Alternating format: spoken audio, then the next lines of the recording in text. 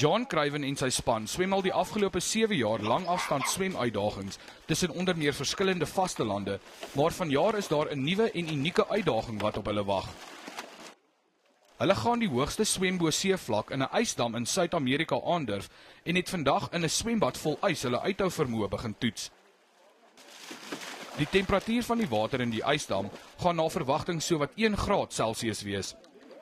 En ons het op hierdie dam afgekom in die Andesgebergtes, die hoogste dam in die wêreld, op 'n hoogte van 6,4 km, soos om vir jou perspektief te gee, dit is 'n halwe kilometer bo Basecamp Everest.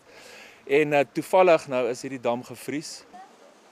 Hulle samel terselfdertyd geld in vir 10 liefdadigheidsorganisasies.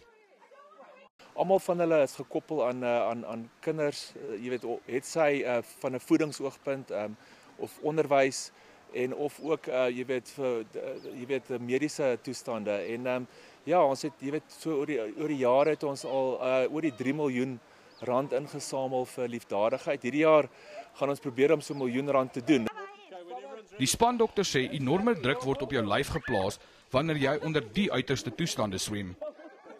In terms of the ice swimming, obviously hypothermia, and hypothermia is all the ice swimmers get it to a degree, and the medical team, myself and the other doctor, will have to manage that.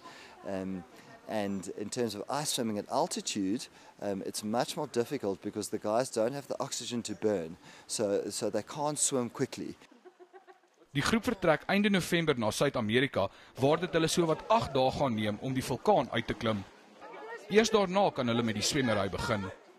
Gerard Pretorius, 1 Nuus, Johannesburg.